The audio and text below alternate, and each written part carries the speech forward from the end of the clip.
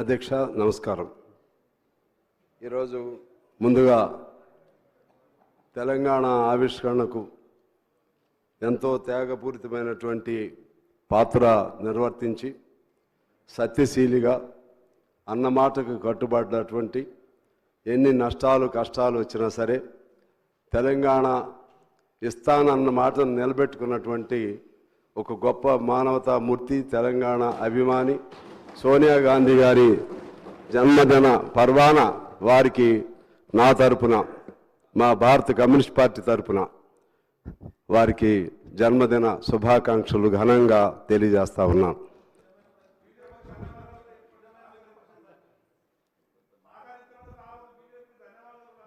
మేము ఎప్పుడు బీజేపీ అంటే దానికి మళ్ళీ ఇంకోసారి చెప్తా, దానికి కొన్ని రిజర్వేషన్స్ ఉన్నాయి. Okay, thank you.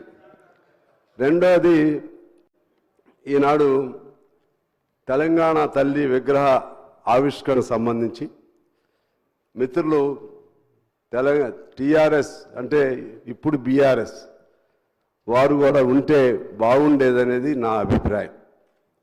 కారణం ఏమంటే, మీరు అనుకున్నట్లుగానే మీ మనసులో ఉన్నట్లుగానే మీ భావనకు అనుగుణంగానే అన్నీ ఉండవు. ఆ పద్ధతుల్లోనే విగ్రహం ఉండాలని, మీరు అనుకున్న పద్ధతుల్లోనే కవులు కళాకారులను సత్కరించాలని, మీరు అనుకున్న పద్ధతుల్లోనే సవ్యంగా జరగాలని అంటే ఇప్పుడు ఉన్నది మీ ప్రభుత్వం కాదు. అది మీరు గమనంలో పెట్టుకోవాలి. ఇప్పుడున్నది మారిన ప్రభుత్వం. వీళ్ళకు కూడా కొన్ని లక్ష్యాలు ఉంటాయి, కొన్ని ఆశయాలు ఉంటాయి, కొన్ని ఆకాంక్షలు ఉంటాయి, కొన్ని అభిప్రాయాలు ఉంటాయి. మీరు చేసినటువంటి అభిప్రాయాల పట్ల కొంత విరుద్ధమైనటువంటి వైఖరి కూడా ఉండొచ్చు. నేను మనవి చేసేది ఏమంటే, ఇవాళ మీరు చెప్తా ఉన్నారు కదా, ఆనాడు తెలంగాణ తల్లి విగ్రహ రూపకల్పనలో మీరు ప్రతిపక్ష పార్టీలను పిలిచారా అని చెప్పి నేను ఆనాటి అప్పుడు ముఖ్యమంత్రిగా ఉన్నటువంటి కేసీఆర్ గారిని నేను ప్రశ్నిస్తూ ఉన్నాను. నాకు తెలిసి ఆ రూపకల్పన ఎలా ఉండాలని, దానికి సంబంధించినటువంటి విధి విధానాలు ఎలా ఉండాలి, లేకపోతే దానికి సంబంధించినటువంటి ఆవిష్కరణలో ఉన్నటువంటి ఆ పలు అంశాలు ఎలా ఉండాలని ఎవరితో కూడా చర్చించిన పరిస్థితి లేదు. మమ్మల్ని అయితే పిలవలేదు. ఇంకెవరినైనా పిలిచారో నాకు తెలియదు. మమ్మల్ని ఎందుకు అంటున్నానంటే, మేము కమ్యూనిస్ట్ పార్టీగా ఒక జాతీయ పార్టీ అయి ఉండి కూడా విశాలాంధ్ర కోసం అనేక త్యాగాలు చేసిన పార్టీ అయి ఉండి కూడా తెలంగాణ ప్రజల ఆకాంక్షలను అర్థం చేసుకుని కేంద్రంలో ఉన్నటువంటి భారత కమ్యూనిస్ట్ పార్టీ ఒక నిర్ణయం చేసింది. ఇక ఆపలేము, తెలంగాణ ఆవిష్కరణ కావాల్సిందే అని ఏబీ బర్ధన్ గారు, లేకపోతే ఇప్పుడున్న రాజా గారు, సుధాకర్ రెడ్డి గారు, మా నారాయణ గారు అనేక మంది అనేక పద్ధతులతో ఒక నిర్ణయం చేశారు. కనీసం మాకు అందులో సోనియా గాంధీ గారు అప్పుడు ఒక మాట అన్నారు, మీరందరూ అన్ని పార్టీలు ఏకాభిప్రాయానికి వస్తే తెలంగాణ మేము ఇస్తామని చెప్పి. అన్ని పార్టీలు ఏకాభిప్రాయం రావాలంటే సహజంగా విశాలాంధ్ర కావాలన్నటువంటి కమ్యూనిస్ట్ పార్టీ రావదని కొంతమందికి ఉండేది. కానీ మేము కోరుకున్నాం. సిపిఎం కూడా మేము తటస్థంగా ఉన్నామన్నారు. ఆఖరికి టీడీపీ వారు కూడా అప్పుడు దాన్ని ఏకాభిప్రాయానికి అంగీకరించడం జరిగింది. అందువలన ఆ కమ్యూనిస్ట్ పార్టీకి సంబంధించినటువంటి మమ్మల్ని కూడా మీరు ఎప్పుడు కూడా గౌరవించింది లేదు, పిలిచింది లేదు. మా గౌరవం పాయింట్ కాదు ఇక్కడ. కానీ ఒక రూపకల్పన చేసేటప్పుడు అందరి అభిప్రాయాలని పరిగణలో తీసుకోవాల్సిన బాధ్యత వారికి ఉందని చెప్పి నేను మనవి చేస్తా ఉన్నాను. అదేవిధంగా ఇక్కడ ఒక అంశం గుర్తు చేయాలి.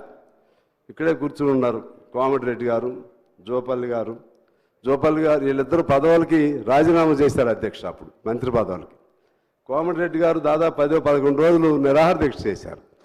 మీరు అందరి కృషి ఉంది ఇందులో. అదేవిధంగా నేను కూడా మా పార్టీ ఆదేశానుసారం 7 రోజులు జైల్లో ఉండి నిరాహార దీక్ష చేశాను అధ్యక్ష. తెలంగాణ కోసం 700 కిలోమీటర్లు పాదయాత్ర చేశాను. మా తుమ్మల గారు కూడా నాతో పాటు కాసేపు నడిచారు. అప్పుడు అంటే ఇక్కడ ఉన్నవాళ్ళు మన పొన్నం ప్రభాకర్ గారు పార్లమెంట్లో మంచి గొప్ప రోల్ ప్లే చేశారు. ఇలా అందరి పాత్ర, ఎవరి పాత్ర వాళ్ళది ఉంది.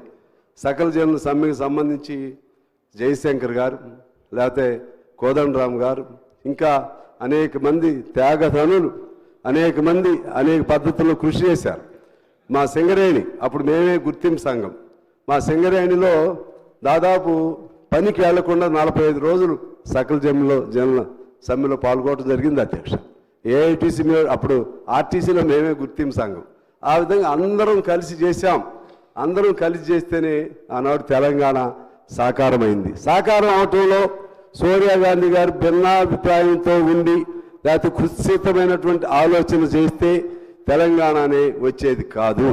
అందువలన ఈ సందర్భంగా అన్ని ఈ ఒక్కరోజు ముఖ్యమంత్రి గారు చెప్పినట్లుగా భేషజాలు లేకపోతే భిన్నాభిప్రాయాలు ప్రక్కన పెట్టుకుని అందరూ ఒక తాటి మీద ఉంటేనే తెలంగాణ పట్ల, తెలంగాణ తల్లి పట్ల మనకి గౌరవం ఉన్నట్లుగా అర్థమవుతుందని నేను మనవి చేస్తున్నాను.